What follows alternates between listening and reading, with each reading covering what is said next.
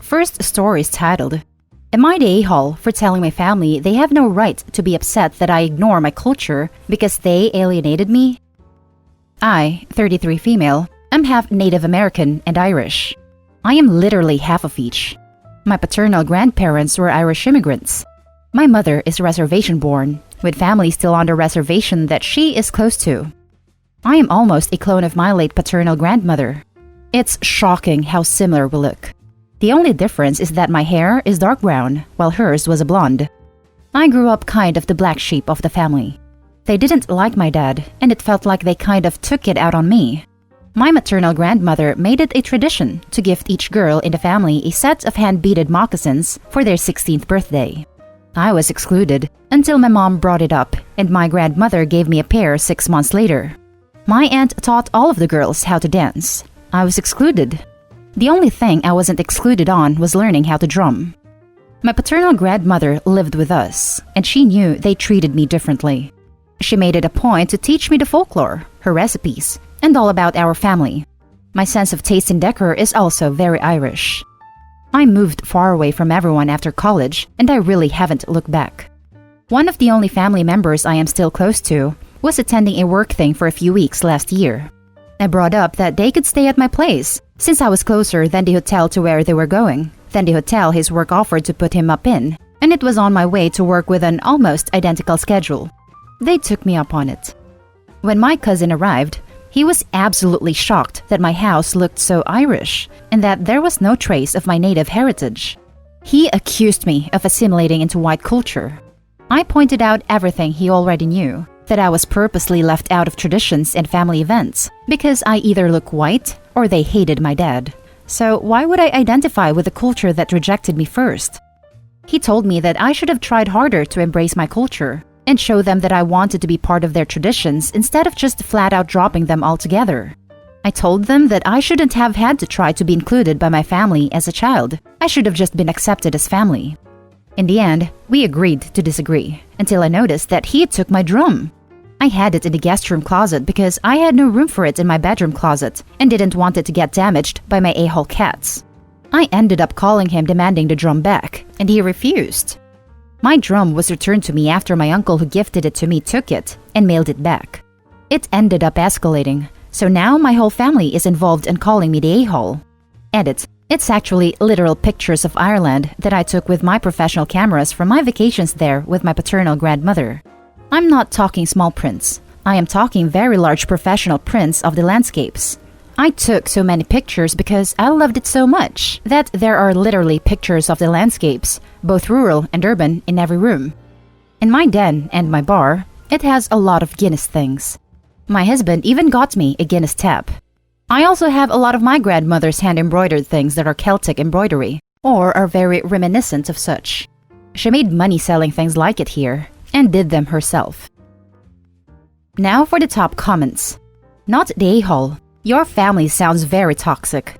I shouldn't have had to try to be included by my family as a child. I should have just been accepted as family.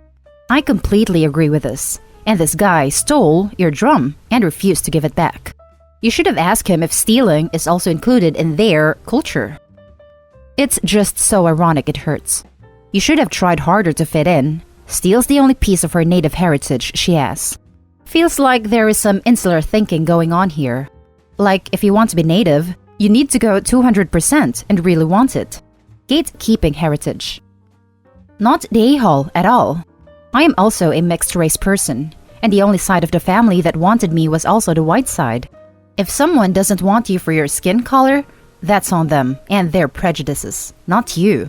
Also, your cousin is a tremendous douche and a petty thief for stealing your drum. I wouldn't blame you if you went no contact with that side of the family. I'd encourage Opie to tell them to bug off. Not the a-hole at all. It makes sense you'd identify closer with your Irish heritage.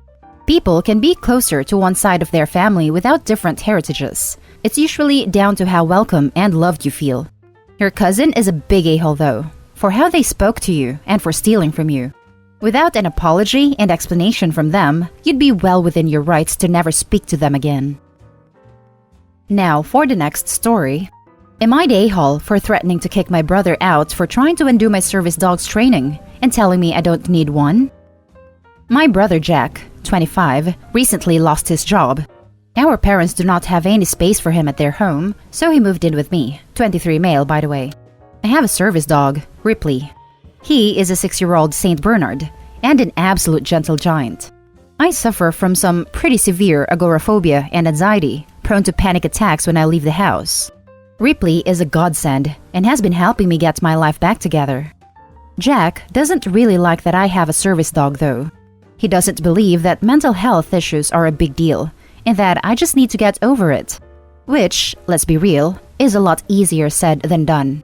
We've never been particularly close, and he has often accused me of being an attention seeker. Due to the fact that Ripley is a service dog, it is very important that I keep on top of his training and I have a strict routine that both Ripley and I follow. However, around 3 or 4 weeks ago, I woke up to Ripley growling. Upon further inspection, I saw Jack holding a lead and trying to pull Ripley out of my bedroom. I intervened and Ripley ran to my side.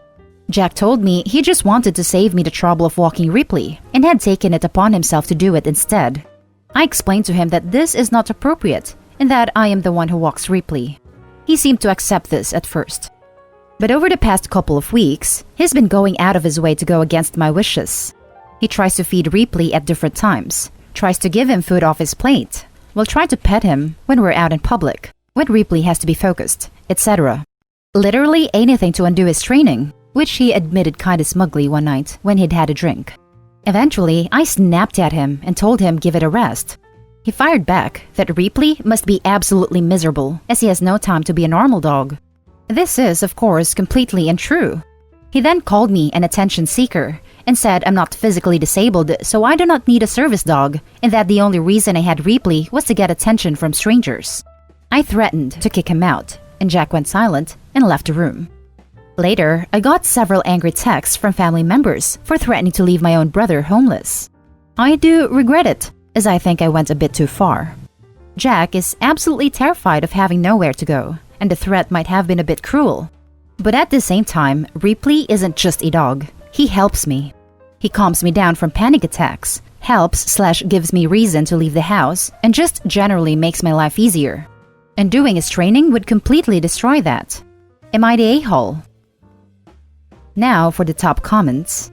Not the a-hole. Kicking your brother out is a proportionate response if he continues to interfere in your treatment/accessibility. It's a proportionate response if he interferes with the care and training of your animal. Your family members who are so outraged about your response? That's good news. Your brother can depend on them if he finds his current living situation untenable. Thank you. They all conveniently don't have a room for him. I wonder why. Not the a-hole. Kick your a-hole brother out anyway. He's admitted he's sabotaging your medical equipment and do anything your problems are real. Cut him off and cut him out. The only thing stopping me from doing so is that he doesn't have anywhere else to go. But thank you. First, thank you for all the support, you guys. The kind comments really mean a lot, and I've been trying to read each and every one of them. I've seen a couple questions in the comments, so I figured I'd just answer them here. Ripley is a service dog, not an emotional support animal. He helps ground me during panic attacks, helps me remember to take my medication, and brings my medication to me. I can't say the other thing he does because of the rules, but when I'm in a dark place and trying to do something I probably shouldn't, he is trained to interrupt me and prevent me from doing it. My family know exactly what Jack is like. They all conveniently had no space at their houses to take him in, as they don't want to deal with him. They also do know how bad my anxiety is, and agree that Ripley is the best thing for helping me deal with it. If they think any differently, then they haven't let on. And thank you to the people who mentioned that having Jack here is making Ripley uncomfortable. I feel like a horrible person for letting him stay so long and making Ripley deal with that. He's a good boy and shouldn't have to be uncomfortable in his own home. I have texted several of my family members, including my parents, with my side of the story. Turns out Jack has twisted it a little bit. I told them that they are welcome to take him in, but I cannot keep him in my home anymore as he is putting myself and Ripley at risk. Some family members are on my side now, but there are still a fair few who think I am an a-hole.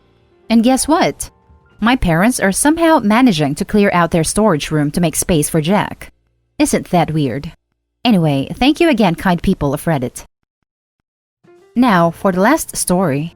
Am I the a-hole for not letting my ex's mother take my girls for Thanksgiving? Today, my ex's mother contacted me asking about my girls for Thanksgiving. I was shocked. She hasn't talked to me in months, even on their birthday. I won't be able to afford/provide Thanksgiving without help, so I told her let's work something out. I will host the Thanksgiving and do all the cooking and cleaning if she could provide the food. Nothing like a huge feast, but my girls are at the age where holidays are exciting.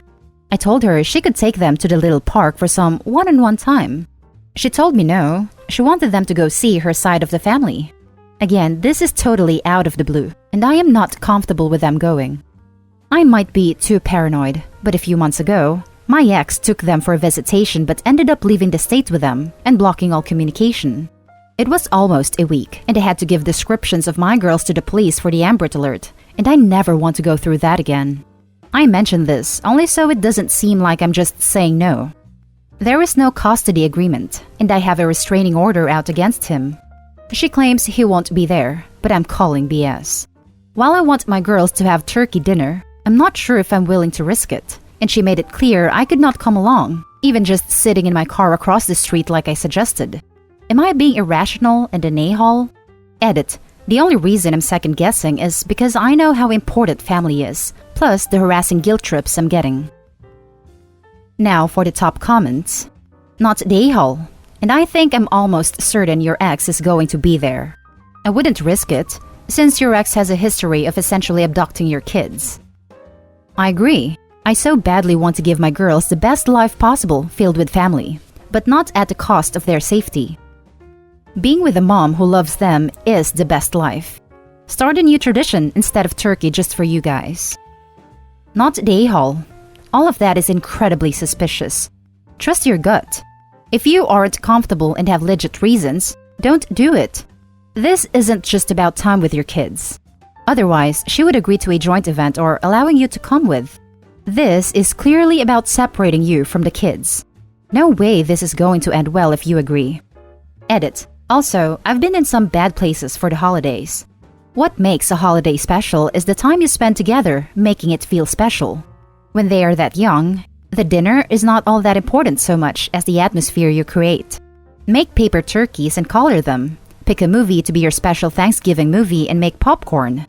Let your kids pick a low-key meal they love and make it together. Sit down and list reasons you are all thankful. Tradition is not built on simply the cliches of what you expect from a holiday. A whole meal is a lot of work, money, and stress. Simply focus on making it a day of happiness, family, and enjoying your time together. They will remember that more than any sort of meal. Thank you for this. You are so right. Your ideas are awesome. And that's the end of this video, folks. As always, leave a comment and hit like and subscribe. And if you want more of this content, turn your notification on to get updated on the latest videos. And I'll catch you in the next one. Stay safe.